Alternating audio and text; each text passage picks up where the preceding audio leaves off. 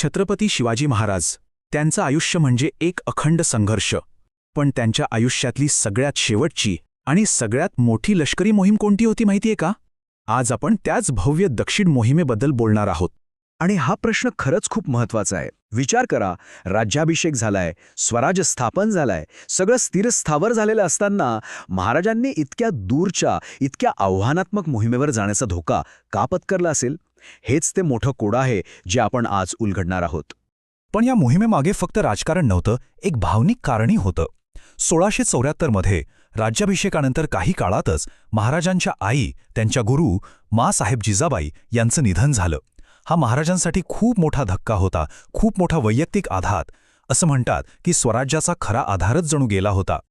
तर या सगळ्या पार्श्वभूमीवर आपण पाहूया की स्वराज्यापुढे नेमकी काय आव्हानं होती, महाराजांनी ही मोहीम कशी आखली आणि त्याचे परिणाम काय झाले. चला, एक एक करून सगळे मुद्दे बघूया.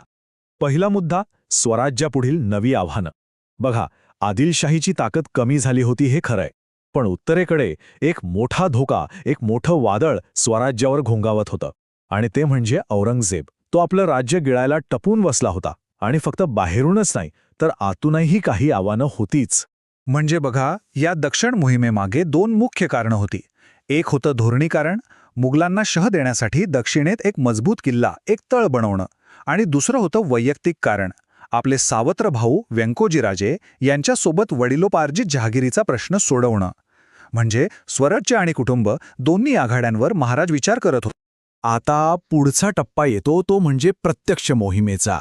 महाराजांनी ठरवलं औरंगजेबाला रोखायचं तर कर्नाटक प्रांतात जायला हवं. पण एवढं मोठं काम एकट्यानं होणार नव्हतं. त्यासाठी एका मोठ्या मित्राची गरज होती. आणि म्हणून त्यांनी गोवळकोंड्याच्या कुतुबशहाकडे मैत्रीचा हात पुढे केला. आणि झालंही तसंच. गोवळकोंड्याच्या कुतुबशहानं मोठ्या आनंदाने मदत करायचं मान्य केलं. ही घटना म्हणजे या संपूर्ण मोहिमेचा टर्निंग पॉइंट होता.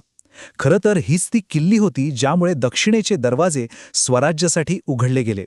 इतिहासाला एक वेगळंच वळण मिळालं. तर आता मैत्री झाली होती, पाठिंबा मिळाला होता, आणि मग सुरू झाला एक ऐतिहासिक प्रवास. महाराजांनी गोवळकोंड्याच्या राजधानीला भेट दिली, आणि तिथं जे घडलं ते अविश्वसनीय होतं. काय स्वागत झालं असेल महाराजांचं. अहो, कुतुबशहाने तर स्वागतासाठी जय्यत तयारी केली होती.